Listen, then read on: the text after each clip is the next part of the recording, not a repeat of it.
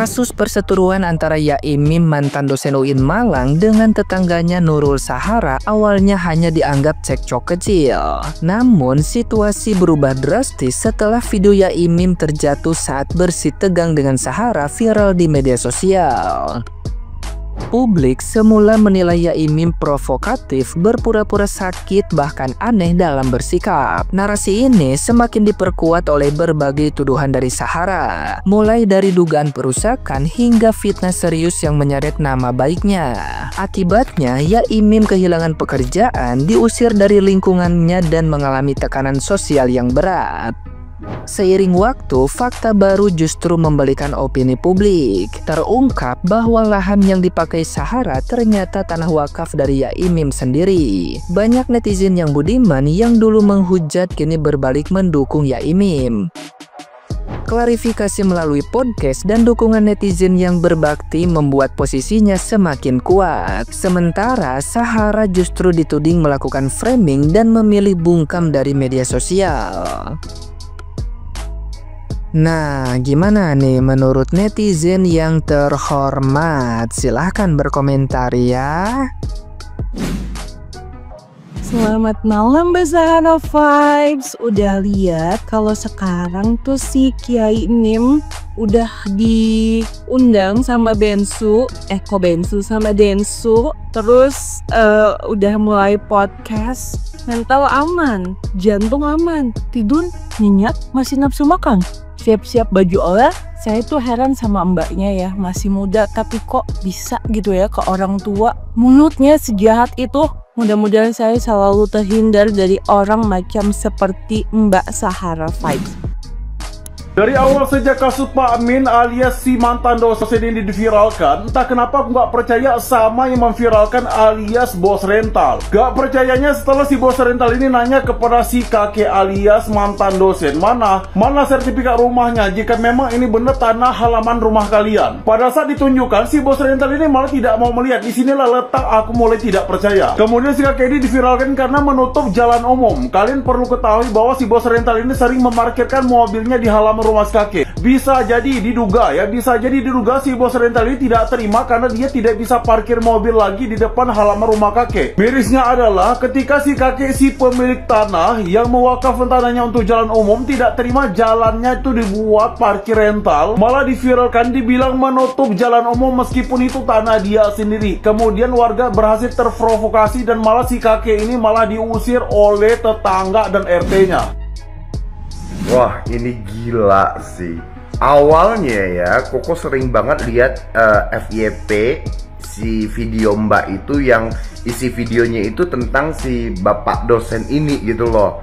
Dan secara manusia lah kita lihat langsung di dalam video tersebut si bapak ini kayak kelakuannya tuh aneh-aneh gitu kan.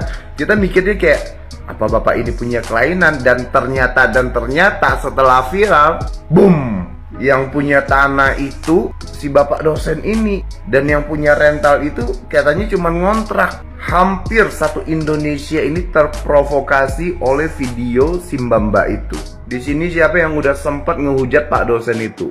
Sumpah kalau Koko belum sempat hujat, tapi kayak berpikir yang negatif aja. Kalau orang tua gua digituin, sumpah gua bakalan ngelawan sih. Ini buat mbak rentalnya ya, kalau mau bikin usaha, siapkan lahan untuk usahamu ya. Jangan pakai tempat umum ataupun pakai tanah orang. Terus Koko denger-dengar bapak dosen ini udah diusir, sedangkan dia yang punya tanah, dia yang punya rumah, diusir. Tolong dong Bapak Wali Kota Malang, turun tangan, cepetan, jangan lambat. Biar butuh suara cepet banget. Menurut gue kasus terplot twist 2025 adalah kasus dari Yaimim yang ada di Malang. Awalnya gue nyalahin banget tuh Yai, maaf Yai, astagfirullahaladzim. Karena awalnya kan yang muncul kontennya si Sahara nih, katanya ada orang yang ngalang-ngalangin jalan warga gitu. Sekarang baru kebongkar semuanya, dan ternyata yang diintimidasi adalah si Yainya. Karena si Yai ini udah kehabisan cara untuk negor si Saharanya, karena dia sering parkir di seberang rumahnya si Yai ini. Nah terus dia mau bikin juga tuh kayak pagar untuk entah untuk apa, yang dimana pagernya itu masih di wilayah jalan warga. Ternyata jalan warganya ini adalah jalan yang diwakafkan sama Yai untuk fasilitas umum perumahan tersebut. Untungnya istrinya si Yai ini juga pegang handphone dengan tenangnya, ngadepin semua intimidasi. Dia cuma diem di pojokan terus sambil ngerekam semuanya, dan sekarang dia keluarin semua bukti-bukti video itu. Good job! Jadi kalau kita udah banyak ilmu, kita bisa tenang ngadepin apapun. Pelajaran untuk kita semua, kalau kita lagi diintimidasi, apalagi itu masih di area rumah kita sendiri, tenang, rekam. Dulu gue pernah kayak gitu juga, gue diintimidasi sama rekan kerjanya nyokap gue di rumah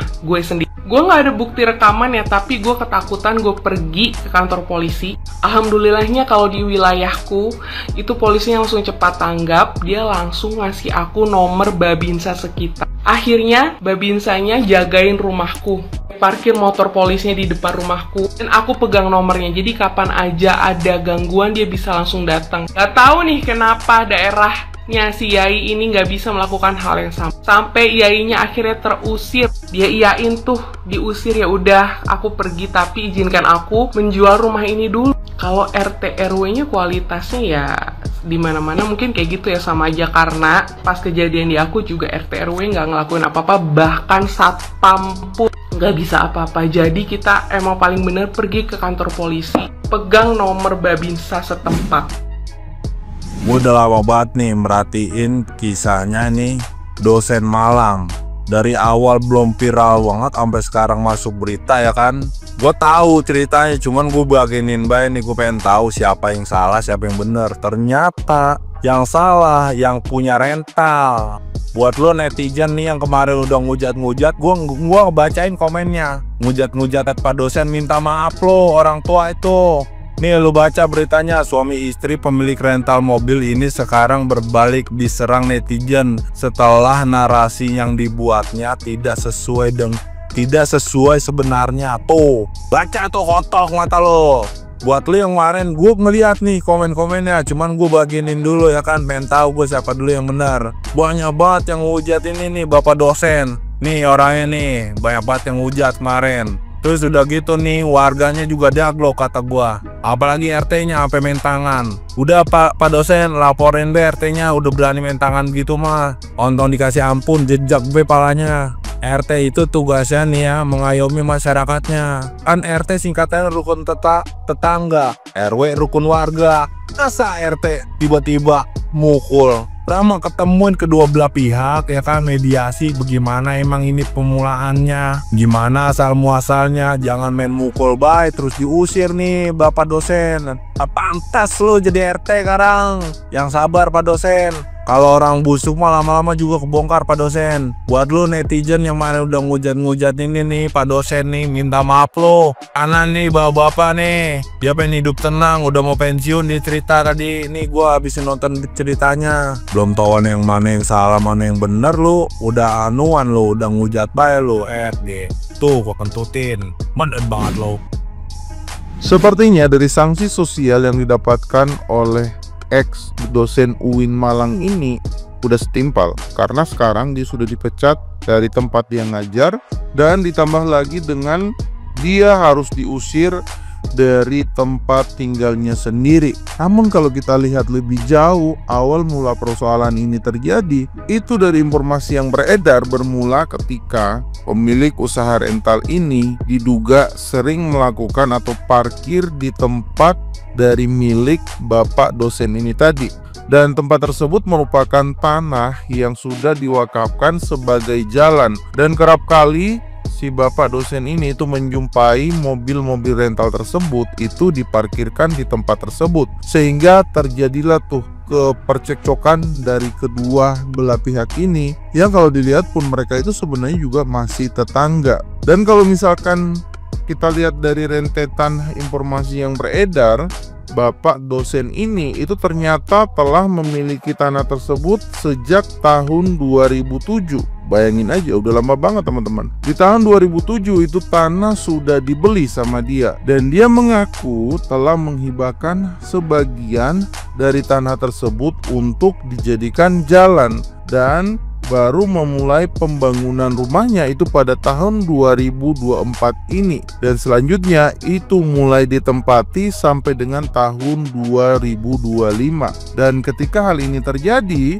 dia mengaku bahwa tanah itu miliknya. Dan ketika diisukan bahwa Bapak ex dosen UIN Malang ini melakukan pemagaran dari tempat tersebut, ia menjelaskan bahwa itu tidak menghalangi jalan, dia tidak melakukan pemagaran atau penutupan jalan. Dia hanya menegaskan sampai di mana batas tanah miliknya sebenarnya. Dan kalau misalkan teman-teman bisa jeli ngelihatnya, sepertinya informasi-informasi yang kita dapatkan itu hanya dari satu sisi, yaitu sisi pemilik rental mobil. Dan informasi yang kita dapatkan dari Bapak dosen itu minim banget, hanya beberapa informasi yang bisa diungkap ke publik. Dan kalau kita lihat dari perselisihan ini yang terjadi, sepertinya dari Pemkot Malang sendiri itu belum ada informasi bagaimana proses penyelesaiannya. Justru tanggapan serius itu diberikan oleh salah satu wakil wali kota Surabaya, Pak Armuji, yang langsung menyoroti persoalan ini. Namun ya balik lagi, apapun yang akan beliau lakukan itu tidak akan bisa melampaui kewenangan dari daerah masing-masing, karena daerahnya ini berada di Surabaya dan daerah yang berkonflik itu berada di Kota Malang. So kalau kalian melihatnya informasi ini gimana teman-teman?